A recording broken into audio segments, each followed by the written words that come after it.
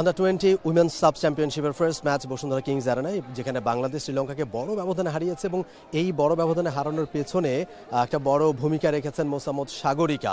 এবং এই মুহূর্তে সাগরিকা আমাদের সাথে রয়েছেন, একটুখানি তার সাথে কথা বলতে চাই।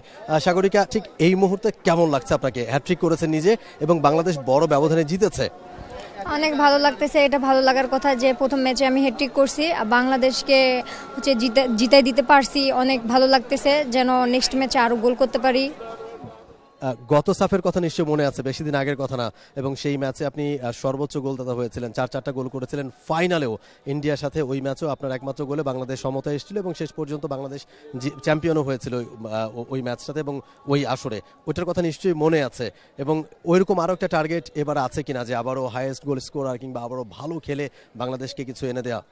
এটা তো অবশ্যই একটা প্লেয়ারের এটাই তো আশা, যে ভালো খেলবে, বড় ব্যবধানে জিতবে, গোল দিবে, সর্বোচ্চ গোলদাতা বা সর্বশ্রেষ্ঠ প্লেয়ার হবে, এটাই তো একটা আশা থাকে। সো আমার ওইটাই মাথায় থাকবে যে তার থেকে আরো বেটার পারফরমেন্স করা লাগবে আমার।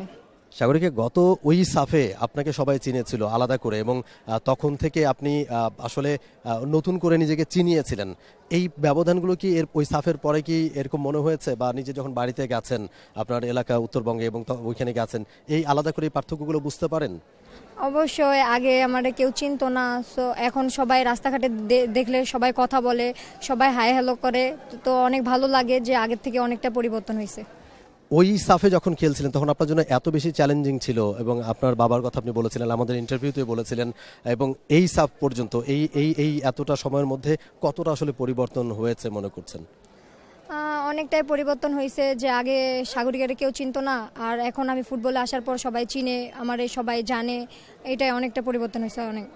লাস্ট কোশ্চেন সাগরিকা, এই আসলে কতগুলো গোল আসলে করবেন ভেবেছেন? এরকম কিছু কি ভেবেছেন কতগুলো গোল করতে চান?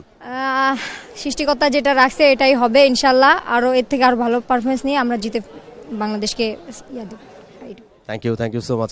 কথা বলছিলেন মোসাম্মদ সাগরিকা, এবং বাংলাদেশ দলের হয়ে তিনি ওপেনিং ম্যাচ অর্থাৎ ফার্স্ট ম্যাচে হ্যাট্রিক করেছেন।